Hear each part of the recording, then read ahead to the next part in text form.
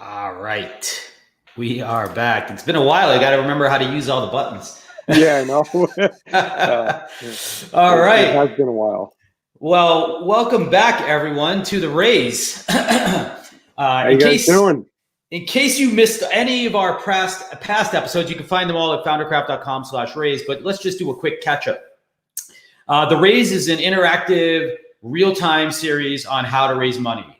So what we are focused on here is not really a workshop or a seminar per se, but really a behind-the-scenes look at the research, decisions, the actions that I'm going to personally be taking while raising money for my next startup, Fanbase. We're going to get back to that in a second. So we hope that by letting you see everything that I'm going through, that it's going to be a way for you to understand the process, and ultimately that you can follow along with your own efforts, mimic them, borrow from them, steal from them, whatever makes sense. Yep. And I'm Pankaj. I'm playing the part of the investor and mentor, working with Greg during the fundraise that he's doing for his new startup, and try to give him a little bit of an insight into what a VC or an angel investor might be thinking about the product, about the company, about the pitch, and so on and so forth. So, Greg, let's jump right into it. Absolutely. So we got a lot to do this. Oh, wait, that's the wrong way to do this. Again, we're by the way, we are welcome, Pankaj, to the LinkedIn Live universe. This is your first time live streaming, I think. Yes, it is. It is. It's my first LinkedIn Live. A little note to you that you may need to keep your LinkedIn Live open on a separate window so you can see comments that come in. Yeah, I'll do that. But by the way, if you have any questions or comments for us, by all means, just hit us up. Send an email to raise@foundercraft.com. You can also, of course, leave a comment down below anywhere that you may see. So in this episode, we're going to cover two things. We're going to give you an update on where my new company is going and how the fundraise is proceeding. And then we're going to take a look at one of the first and most important new assignments I've had in the process, which is ultimately the due diligence process. So let's get into it. So a lot has happened, my friends, since we last chatted at the end of December. And so the most important thing is that my company, formerly known as Finabulous, is now called Fanbase. This was this was a change that I had actually wanted. We didn't have, we were just sort of busy with things going the way they were. And what ended up happening was I was lucky enough to get some good feedback from a friend early on that he's like, hey, are you tied to the name? And I said, no. And Fanbase was actually a name that I had suggested internally before. And so we went with it. So we and I'm surprised, it's not being used by anyone. There's like an agency or something at fanbase.com. I think there's a couple of domains that we can get once we maybe have some funding. But we did get the domain fanbasehq.com. Okay. Nice. For the product. So it is not like fully in use, but it is a good name, and it's a name that we can certainly trademark a variant of minimally, right? Yeah. And we can protect. So yes, Fanbase is the name. I think it's highly relevant. It sort of fits pretty closely to what we do and what we represent. And so we're pretty excited to be called Fanbase now. Fortunately, the logo was an F before, so it can stay the same. Another thing that's come up is from some of the early conversations, we were originally trying to book towards about 18 months of runway towards break even. But the feedback we really got was a lot of our investors had a strong preference for us to have 2 years of runway. So we bumped up that number and changed our budget a little bit to make that probably so to the point where we're probably going to raise $1 million instead, which would give us 2 years of runway. So a little bit of a change. These things are still a little bit fluid. Like we'll see as we continue in the process, like if that feedback changes. Greg, I'm curious. Are most of your investors suggesting 2 years runway because of some of the macro conditions and also some of the micro changes in the venture space, especially with Uber, Lyft, and WeWork famously over the course of the last 6 months? Is that part of the reason why people are suggesting 2 years of runway, or is there something else? That's a good question, and I don't know that I have the entire answer for it. Okay. I do think, I think in general, the preference is just like have more time if you can. Yep. And so that certainly, I think, was just the broad underlying belief is like, hey, if you can have 6 more months, you don't want to have to go out raising. Someone had suggested, we'd had conversations about like, well, why don't you just raise 6 months worth of money? I was like, well, if you raise 6 months of money, you basically start fundraising the second you take it, right? Yeah, and so pretty much 2 years of runway really means I have 18 months of properly working, right? Like instead of like a year of working. And so, that extra 6 months, I think, is a good buffer in things. I do think, like as you're pointing out, though, there is some relevance of sort of what's happening relative to, sort of like there's some uncertainty in the economy. There is sort of like we're seeing some adjustment, I think, in sort of company valuations. And sort of like what the success metrics look like. It also may be partially like just the space we're in may require more time to forge the pathways that we need to. Those are all seem plausible to me, at least, right? It's like good reasons to have it. So, it's an extra $250,000. Most folks seem comfortable that we could raise it. So I think they weren't stressed. I think if they thought it was going to be a big reach for us to get that extra money, they probably wouldn't have suggested it, right? And so I think like we'll play it by ear, but I've adjusted our deck to say that we're raising 1 million, and we'll see how that plays out over time. Okay, cool. Okay. So let's talk about meetings. So since we started, I have not had a whole bunch of meetings, honestly, but I did have 4, right? And here's how they came about. One came about from someone I know for a long time. Sent a tweet out about like how you should raise money. And I replied, that's exactly what I'm doing. And he said, hey, what are you working on? And so that led to a phone call. The other one was, people. It's good to know people, right? The second one was actually from an old friend and mentor as well, that I honestly wasn't reaching out to for an investment. I was reaching out for feedback and maybe for intros potentially. And then he was interested. And then the other 2 came from various folks that I'd met that have made a couple of intros for me. Okay. Which was great. Now, how did those things go? Well, pretty interesting. That first call, I was able to get my first investment soft circled. My investor said I could use his name, I could mention him, and we're working through a process, like an evaluation window with him. So that would be ostensibly the first 150,000 that we would have committed. Okay. Nice. The second call that I had, there's interest. We're now in the process of doing diligence, and they I believe, could be our lead. So this is not common. I think when we were chatting yesterday and just preparing for the show, this is not normally how it goes. I would often say probably for any young startup, the 2 hardest things to get are in order: your first investor and then your lead investor. So if this stays and everything works out, like I will have gotten very lucky in finding both of those things in my first 2. And that's something we talked about early on, right? Like, I mean, because you are somewhat of a known entity, you have been through YC before, you've raised money before, even though you directly weren't involved in the fundraising, your companies have raised money, you've sold your last company, and you have a lot of relationships, right? So that makes a big difference in kind of direction your fundraise is going. And I want everyone to be clear. None of this is real until the check's in the bank. So even though those are good signs, that doesn't mean that I've raised any money either, right?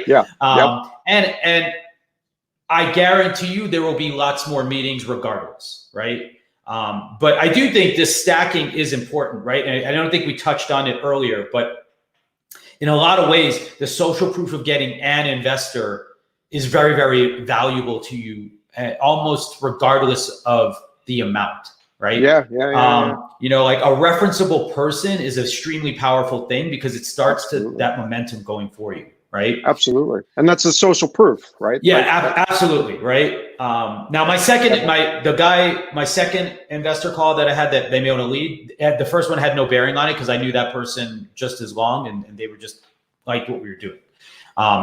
But in general, I think it's very good if you could find an investor, anyone who's interested and passionate about it, and especially if they're willing to like use your name, right, or let them let you use their name. The third meeting I had was from an intro from a new friend here to a fund, a small or seed fund here, and this is I'll tell you this, by the way. This is again another thing to point out. This is not an org or a firm that I would have pitched, right? But because I got the intro, I took the meeting, right? Okay. Because they tend to like want companies with revenue, for example. We just aren't there yet, so we were too early for them, right? But because it came from a friend and it was an introduction, and it was sort of direct before, like so what here my advice, I guess, would be, if someone's willing to make intros for you, I would ask or set up, probably just as a rule of thumb, set up that they run who they want to intro you to by you first, right? Yeah, and I'd add to that, like, I was having a conversation with a company a couple of days ago, and one of the things I suggested to them is, like, why don't you make a list of who you want me to intro you to, right? Yeah. Rather than just asking me to intro people, and then me kind of like going through my Rolodex and perhaps missing some people. Why don't you tell me who you want an introduction to, and I'll make that possible. I think both sides are relevant, right? Because there's the part, to the extent that I can see who you know, to ask you for that, it's great, right? Yeah. Then there may be people that I don't know, right? Sure. That you may think are good. And so I had like great intros from people, and I'm really, really happy and appreciate them. But at the same time, like, just for sparing other people's time, right? Yep. I like probably like one of these meetings I wouldn't have taken if I like knowing who the investor was and just where they were and what they were doing, right? Actually, and by the way, like, because like I'm running a big part of, or involved like in this like Denver community as well, it didn't matter because there was still plenty for us to talk about, and we're all supportive of the Denver community, so it was great. And that part was all absolutely good. But they were still like what we were doing, got good feedback, so I still appreciate the moment. But just relative to like that scoreboard of like, I want to make sure my friends make intros that are good fits for their people too, just as much as anything else, right? Absolutely. So I would just caution everyone that if you have friends who may or are willing to make intros for you, just ask them to run it by you first. So maybe you want to tweak the intro they send. Maybe you want to say, you know what, I'm sure we're too early, right? Like, and it's just probably not a good fit. Or maybe they're in a competitor and your friend doesn't realize that, but they just know it, et cetera, et cetera, et cetera. Yep. So yeah. Absolutely. So all those reasons, like, I would just make sure you do that. And then the last meeting I had a great meeting with one partner, and I have a follow-up meeting tomorrow with the other partner. Okay. So that's where I am in the state of fundraising. Decent progress, but still lots more to do. I'll be in San Francisco next week on Thursday, actually, because I'm presenting at this WeWork showcase, where it's not a competition. It's just a chance to present your company in front of a number of other venture investors. Okay. Which I find very funny and interesting, because now I'm like the outsider from Silicon Valley, even though I lived there for 12 years. But yeah, so I will be in town in San Francisco next week in case anybody wants to catch up, wants to talk, etc. Just by all means, hit us up as well. The tourists will be dropping by. That's right. Now, here's my big learning, though. And we knew this before, but I want to make sure that we stress it, is that the thing that matters the most is the story, right? Especially at the pre-seed part, right? Because, we spent a lot of time on the deck, and the deck is really a tool for organizing your thoughts and understanding the business you're in and the dimensions and the opportunity that's present in it. But truthfully, I barely use my deck with any of the people I've talked to. Right? Like, really? I've sent it to them, like, so that they have it for reference, so they could look back at it. But the reality is that in the grand scheme of things, the story really matters and the deck matters a little, right? So in the conversations that you've had with all these folks, have you actually sat down and gone through the deck? Not necessarily, get up and present the deck, but have you actually just gone through it, or have they referenced the deck in your conversation? Really good question. Almost everyone that I'd sent the deck ahead of time had taken a look at it. Yep. Right? Generally speaking, it is like rapid fire, all over the place, bullets going in every direction kind of thing. And a question will come up, and you're navigating through your deck to try and use it as a backdrop to help you tell the story about the question that they're asking. Yep. Right? Yep. So you're definitely not no one's going to sit, like, go in with the expectation, and don't go in feeling like bad if you don't, like, somehow show all your slides. I guess is what I'm Absolutely. really trying to make clear to you, right? Like, Yeah. stay engaged in the conversation, make sure you're having like making eye contact, you're listening to the questions they have, right? And then use the slides that you have as a means of sort of backing up or trying to provide some context around some of the questions they have. Yeah. Yeah. Right. Absolutely. But do not So think you're just going to get in there, plug in your laptop and go through 12 slides straight. And that's just going to be how it goes. My guess is, even from experience with Shoot, it's generally not how it goes. Like there's some people who are like, do your presentation, I'll ask questions at the end. But generally speaking, I think like your investors or potential investors' minds are engaging on all kinds of parts of your business as you talk to them. And they're jumping to places where they are curious, right? Or they're reacting to things that you're saying. And so you've got to be prepared to be reactive in the way that you present your business as well. Yeah, makes sense. So I have the deck here. I made a bunch of changes. So for the sake of just trying to highlight some of the things that changed, because I think they were pretty relevant, I'm going to go through a couple of them. Okay. One, yes, the company's name is Fanbase now, so you should change that if you decide to change the name later. Remember the problem slide? We had this funnel thing and we had all this other stuff. I ended up, after many conversations, and I will tell you, the way that I got to the updated version of this slide was actually by talking to one of my other friends who raised from another investor. And he was a developer, not a marketer by trade, but he really challenged me, and I'm really grateful for the time we spent. It was only like half an hour through Facebook Messenger back and forth. And he's like, I just feel like there's a better way to present this. And he kept asking me, like poking at this problem. And what it led to was me changing fundamentally this slide. From that sort of marketing funnel and showing what was happening and what was missing to really speaking to the three major problems that I'm trying to address with Fanbase, right? Okay. And so I think this was a really powerful change because it provided a context for the statistics that we were actually surfacing, right? So now we're like, look, the problem that social marketers are having is really one of awareness, consideration, and conversion.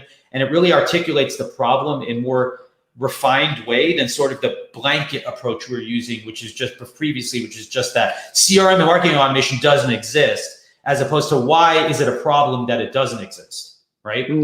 And so this was one of the most fundamental changes that I think happened since we last chatted, was really getting down to articulating the question, the most pressing question that someone has as they're thinking about our problem or the problems that we're trying to address. Yeah, that's great. It's very helpful.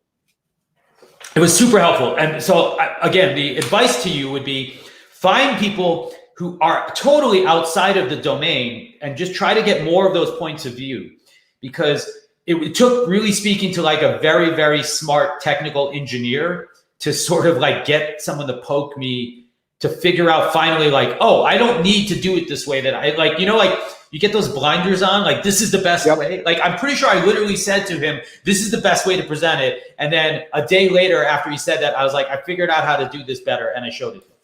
Yeah. By the way, I don't think he liked this version better. So, but I feel better about it because I feel like it reads better and it leaves better. Right. Yeah. So I'm okay with it now, but I feel like this was a breakthrough for us. Like just really, I think getting closer to articulating the problems, in a more meaningful way. Then we got to sort of the solution. And again, we had a lot of iterations here and we ended up with a much simpler flow to just try and show people how our product works. And so really like there's these two major inflection points in our funnel. So, we talk about the idea of creating a funnel. Well, I showed it more as a funnel now. And I really show like what's happening. So we're turning unknown people into known people and we're turning browsers into buyers. And that was another big change here. Product slide, you've seen this in the past. I don't know, I think I had it like this, but we basically provided links to the demos and to the video right here. So that's easy to get to. This is the same. This is the same. This is the same. Now, this was another one. Again, same friend gave me some good advice. He was like, look, don't show an example that's not awesome, right? Like, so I was showing if you recall, we had like a little line down here that was highlighting for example, like a customer might spend blah, blah, blah. And it was almost like an afterthought. Yeah. And so what we did now is blew out and expanded to show a real case example of, like, for example, like, hey, here's how we think like a Nike might use us, right? Right. And I think it helps people start to understand like where the revenue potential is and how people start to buy into this system and how it can grow to be a bigger opportunity. And it's front and center. You can definitely relate to it better also, right? That's like right. Theoretical example versus, oh, Nike. Okay, yeah, exactly. And so before it was like, for example, someone might buy, like someone with 5,000 followers might blah, and now this is a much more concrete example with some hypothetical pricing based on where we see the product existing today, et cetera. So getting to something more tangible and using something that fills your imagination, I think is it was really the big takeaway here when I showed revenue. So I've seen a lot of people do smart things here, and this was our version of that as well. Yeah. This is the same. Basically, we got some feedback to like shorten up our bios, so we did that. We still have our logos, and we got a couple of our advisors in here now as well.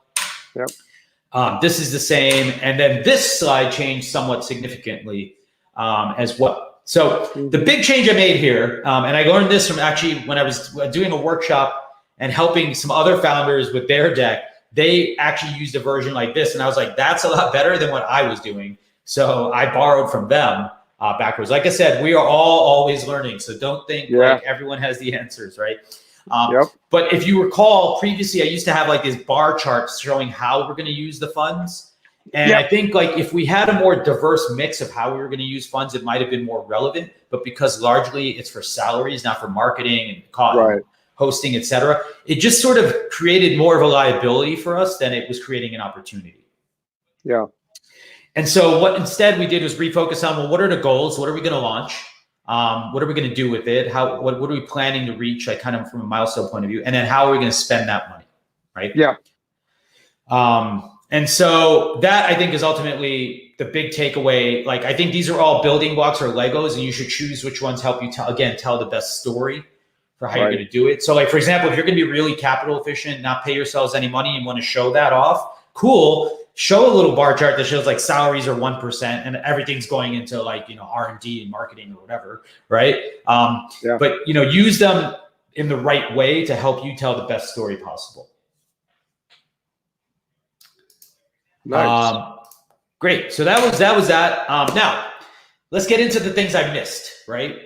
So there were a lot of things that came up, and by the way, I still haven't made any appendix slides, but I will at some point. But these were, and what I recommend that you do is after every meeting, what I do is I write down, I sit there for a few minutes after they leave, or I get in the car and I write down all the questions that I can remember them asking, right? And in doing so, what you're really doing is try to make sure you memorialize like the kinds of questions that matter. Like you could try to group them later, but also you don't want to forget. So maybe you need to follow up. Maybe you need to like go do some research, whatever it may be. But these were just a number of things that came up in the process of talking to folks early on. Like, so what's your plan for go-to-market? Like how does GDPR figure into your universe? Like, how are you going to manage audiences? What do they do today compared to you, right? Et cetera, et cetera, et cetera. So these were just some of the questions. There were things that I could already anticipate. So I've got, what I've done in my deck is I have at the end an appendix slide for every thing I want to make, and I just hide them until I fill them in. So that way I have like at least a note to go fill those in. Yeah. And honestly, this is going to probably be the part that closes the deal for you, right? The first part of the deck is to get you in the door, but it's how you answer these questions that come up that ultimately is going to sell your business to someone, right? And in all the conversations that you were having, were you getting asked these questions, or is this a list of the questions that you were getting asked most often? These are a combination of, I could tell where people were going with their question, or they were specifically questions, or they were things that in talking about them, I realized if I visualize this, it would be easier for you to understand, right?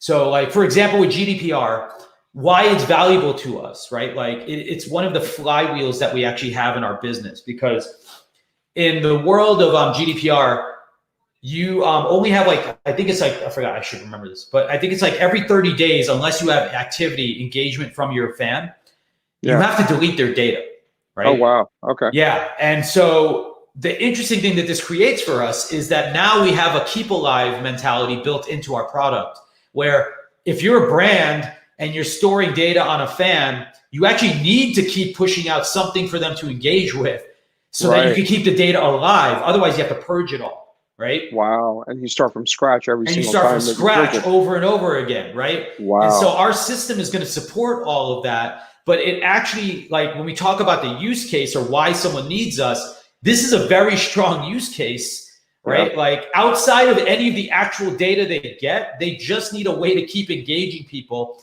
And you're not going to necessarily get them to your homepage every 30 days, right? And so all that data may disappear. So social media is a great place because you can post 2, 3, 5 times a week, and little by little keep a whole bunch of people alive. Whereas you wouldn't want to email them every day, right? Or multiple times a day, et cetera. So this was like just a strong thing, right? So just as an example, like illustrating that and like bringing that to life, I think helps really sell like, well, they have a lot of alternatives, but yes, but they actually do need to care about this. But at the same time, for example, one of my first investors was like, GDPR doesn't probably matter that much yet. I wouldn't worry about it too much. And it's like, again, it's a difference of like, not everyone is going to see things the same way, but it's making sure like I know what I see, right? And so this is important to us, like for the consumer's protection as well as for the brand's protection.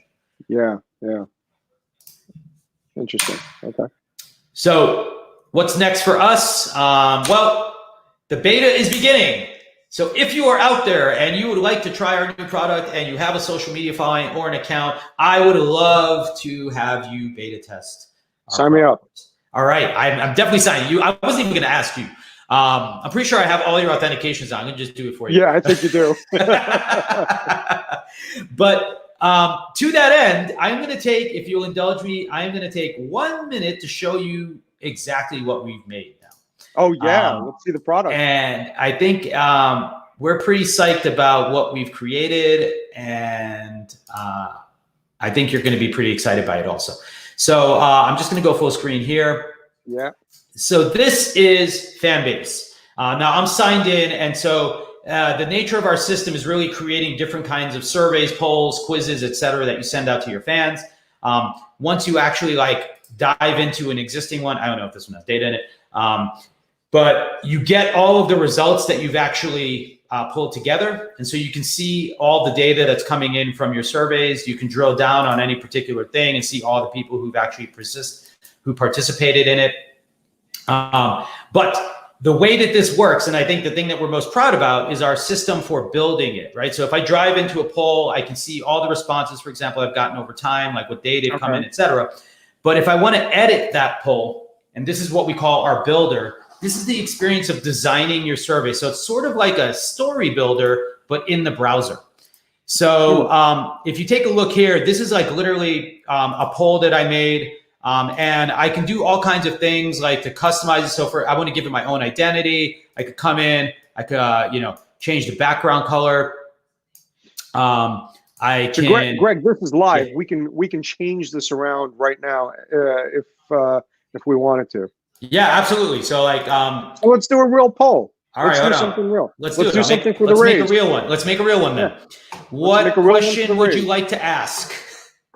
Let's ask, how many of you have been watching the raise or have tuned in for the first time? Okay, so how about that? Have you watched the raise before? And we could just say yes, or we could say no. No. Yeah. Now let's just, the raise has got its own color palette. So let's go for our dark green. There we go. And we can change our text to be white, so it looks a little better. We can change our subtitles to be like a nice yellow, like we use for all of our other stuff. We can change our answers to be even a little bit like a green or a lighter green. Yeah, we could do the light green. There you go, right? And, and that's basically the system. And so what ends up, those buttons need to go, of course. So let's change that to yellow as well. And let's change this to black. Right now, what ends up happening is now we've got a survey. All I have to do is hit save. And oh, there we go. Bugs. Oops, sorry about that. I forgot to give it a name. We know it's live. I forgot to give it a name. Yeah, there we go. But now I get a link to it. I could copy that. And if I go over to here, we will see our survey. Nope. I think I did it wrong. Oh, wait. I copied the wrong thing. There you go. Sorry. Copy that. And so here we go. Now you can see we've got our survey. And I didn't go into everything, but we can upload backgrounds. We could do all kinds of stuff like that. Nice. If we wanted to. I could have recorded a video like right in here as an intro. And then basically anyone could go take this survey right now. I'll just share it out here if you want to give it a try. Go nuts. Yeah, let's do it. So that's shared out. And now that's how the product works. So if you want to give something like that a try, we welcome the chance to work with you. Just shoot me an email, like I said, over here, Gregarious at Fanbase HQ. And so what platforms do you currently support? So here's the beauty of what we made is that it works anywhere that you can share a link. So you can link from it in your bio. It will work with Instagram. It can work in your bio as a link. Or if you have more than 10,000 followers, you can do it on a swipe up on a story. So most common deployment model for us is usually like someone sharing a story, and then on swipe up, they'll actually allow you to engage with that content right away. Yep. So we look forward to it. Now, thank you for the indulgence. Let's go and talk about due diligence. So one of the first things that's happened to me, at least in the process now of like getting deeper with some investors, is they want to know more about the business and where we are. And here we go. And then now we're seeing, so diligence, Punks, do you want to explain like just what it is and why it matters and why investors are asking these things? Yeah. So, I mean, due diligence is basically when an investor goes in and wants to make sure that they are investing in what they think they're investing in, right? And that encompasses a whole bunch of things. That includes financials, that includes legal agreements, that includes contracts that you might have with customers, and a whole host of other things. And of course, the later stage a company is, there more information there is to check. With an earlier company that, perhaps was just incorporated a couple of months ago, there's less information typically. So, this is where an investor will typically spend a decent amount of time, and in some cases we could say waste a significant amount of time gathering a whole bunch of information. And the investors that really have their act together usually have a checklist pre-prepared that says, look, if I'm investing in a company that is a pre-seed, I need to know your employment agreements between the founders. I need to know your vesting agreements. I need to know if there are any financials, like, all right, show me your financials. They likely won't need to be audited financials, but at least show me your financials, show me bank statements, something like that. So they'll have a checklist and they'll share that information out with you. A lot of other investors, especially angel investors, it's kind of fluid, and they'll come back and say, well, this is interesting. Could you give me some more information about this, right? And that could be about the product. It could be about the financials. It could be about a person on the team. So, due diligence could take anywhere from a couple of weeks to, in some cases I've seen it take months. And that's where, things get a little difficult for founders, because it does suck up a lot of time. Yeah, I will say that, not that I was unprepared, but I will say that the process of preparing some of these things, it really depends how you started and gotten from the beginning, right? And so it's probably a strong case for, here's the thing. The right amount of process, in my opinion, is just enough process, right? And a lot of this stuff is in some ways documentation. And so as we know, in lightweight and dynamic environments, documentation is kind of not necessarily the thing we have the most of upfront. Right. So to some degree, there can be a new stressor, some new burden in putting together some of this stuff, right? Yeah. And I've seen it at every company I've ever been at. Like sometimes you have to do like open source like listings, like there's all kinds of random stuff. Like no one's trying to be a pain in the ass, right? It's just more that it can feel like one sometimes because you're like, we need to know all of these things, we need to know all of these things, and it's more about like how prepared are you like to answer those questions, right? And so these different things will come up in a lot of different ways. So like I have some slides just for us to talk about a little bit about some of these categories that come up. Yeah. So for example, product roadmap, right? I'll be totally honest. I had one in my head, I just didn't have one on paper, right? And we had issues and tickets, but we didn't have it like and here's the thing. It's not that we don't have one, but like how consumable is that the way you have it to somebody else is really the question. Absolutely. Right? Absolutely. Right. Like, I mean, you could be using a customer service management system for ticketing, but but the process you use may not be documented, right? That's right. Exactly. Right. And so I had to, for example, go through and not create a roadmap because it didn't exist, but I had to go through and document it in a way that could convey our direction, right? Yeah. And by the way, I will argue that this was a good exercise for us to do, right? And it was helpful for the team as well, because when I look at and hear what my own team is struggling with, sometimes it's not like the broad direction we're going in, but more of the specifics, right? So this has helped us get to like getting that roadmap and having it documented for our investors also helped us hold us more accountable in the way we manage our tickets and our code repositories and other things like that. And now as part of our stand-ups, et cetera. So this was a good win, right? Yeah. But it is a thing that's going to come up. And so now here's the thing. I don't know the level of fidelity. I don't think people care per se about specifics here, right? So I'll tell you, like, as a product person, I don't believe in a startup, generally speaking, unless you're in the enterprise and like you sort of sell roadmaps, I don't believe in doing roadmaps past 6 months, right? Yeah, because I so much changes. Yeah, exactly. And I think most investors, especially early stage investors, know that and they understand that. Like the product will be dictated by what the market says they need, right? That's right. And I think the thing here that's important to note is that investors want to see that you've spent the time to actually think about this and that you've actually done it, right? Yeah. It's not necessarily as important to know what you're planning to do with the product. Yes, most investors want a general idea. Yeah. Is there going to be a button over here for that? No one gives a crap about that. Yeah, exactly. Right. But what it does show is your intent, right?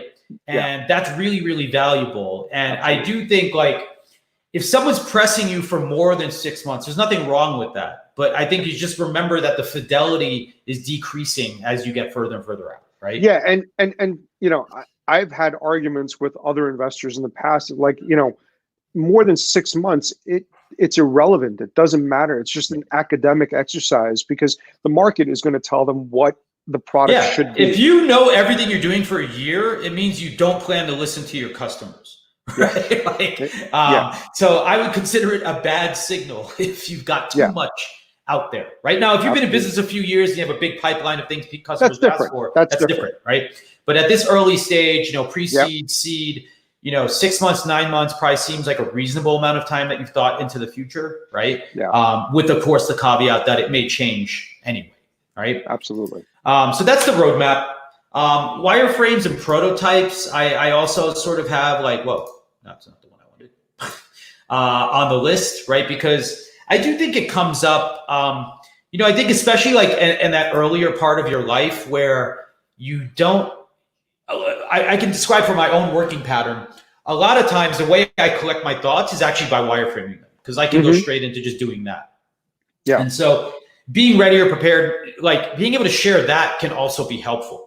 Right. Sure. And also it's a good sign because those kinds of tools are helpful in getting feedback from customers. It's helpful in communicating with your engineers and your developers and your co-founders. So what these are really signals of is your preparedness, not your certainty. Right.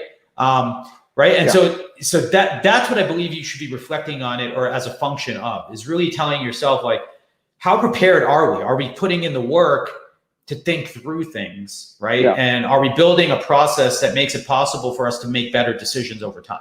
Absolutely. I think that nails it right on the head, right? Like that. Are you laying the foundations of a process? That's really what people want to see. That's right. And anyone who tells you to have more process, if people are telling you have more process, be careful with that, but listen to them, right? Yeah. If they're saying more process, what they may be saying is they're being nice and saying, like, I don't think you've done enough work yet, right? But they're not necessarily saying like that you need to document the workflow of everything from start to finish, right? Like it just may be like you need a little more depth on parts. And I would ask them that question. So are you saying like we need more process here because you think things can get lost, or you think like we don't know enough, we don't have enough certainty yet, right? Like, and there's a pretty big difference between the two. Another one that came up a lot, and by the way, I would say that this is what, for example, many of my investors want to spend time with us on, is like sales and go to market, right? So I think these other things are in service of getting ready to have a broader conversation about, so how do we take this thing to the market, right? How do we make this a winner, right? And you know, I can tell you how I've prepared and how I help other founders prepare for this. I have like a workshop and a spreadsheet that I use, like a go-to-market spreadsheet. And I basically I have two sheets in my worksheet now. Like one is really by the markets, where I went through and did an evaluation of like different spaces that I think could be potential customers for us. And I actually went through and created a document for our investors where I explained all of the markets, put together like my notes on why I think it's interesting to us. And then I identified the cohorts or subgroups inside of it, right? So for example, influencers is one of our markets. And then underneath that, I listed macro influencers, micro influencers, et cetera. But another cohort for us is the creator ecosystem. So people who create tools for creators. And then inside of there, I put like CRM, influencer CRMs, agencies, et cetera. So I broke up the market that way. That's really an exercise in sizing to figure out like which markets are viable. So as you remember in our pitch deck, we said like there's 25 million Instagram businesses and there's all these influencers. That's the very, very grotesque version of the markets, but that's not like, you can't start at the 25 million. So you're really trying to find somewhere smaller to nibble on, right? Yeah. And so that spreadsheet, what I've done is sort of use that to sort of work my way downwards to find like the more smaller and smaller niches. And then that spreadsheet, the way it works is the other columns. Should I show it? I don't know, I could show it, I guess. If you're comfortable showing it, I think it might. I'll show it. Or maybe what you could do is, if you have a sanitized version of it, maybe we can put it up on the Foundercraft website so people can download it. We can definitely do that. I have an empty version of it that I'll share. But what I did inside of that is I then have these columns that map to like my key capabilities. So like our product offering, like so audience intelligence, for example. And what I do is I score those things from 1 to like 0 to 5 on how important I think that market will value that thing, right? And so that what this is really trying to do is like is a triangulation tool, right? So it's really trying to say like intuitively you would think these kinds of people would love our tool. But then when you start to look at what you do, you may realize that they do, but only for this one thing. And then these other people like it for more things. And so that overlap, that resonance that you have like on more than one front is a stronger way to get in the door, right? So that's what this exercise is really for. It's really about trying to figure out the size of your markets. Then what I did was I have a second sheet in there where I took all of the roles of people, titles of people that actually are inside of all these categories, like the buyers, right? And then I actually then took all the use cases that I generated and made those columns. And I did the same thing. I scored all of the use cases against all of the potential roles. So for example, for us, we have like social media manager is like a role, a title of a person who might buy our product or use our product, right? A brand manager is another role of a person who might buy our product or use our product, right? And so I have all these roles. I went on LinkedIn, I did a search for that role, for that title, got some counts. So they gave me some relative sizing, like how big is that market? Then I went and scored all of our use cases against like, do they care about this use case? Do they care about this use case? And now again, as I start to think about how to go to market, if I'm like, for me, for example, the strongest potential entry is a brand manager because they can use us for both use cases, not just the social media part.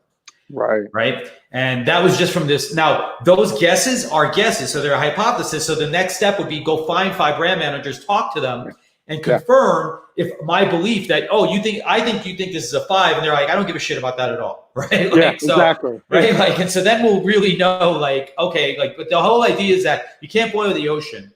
Yeah. So this is my best guess. I can now go get 5 people from each of the top 5, talk to them, right? And then try to figure out like, okay, my nose was right. I'm in the right area. Or even though these people may have more use cases because their responsibilities are so wide, each one means very little to them.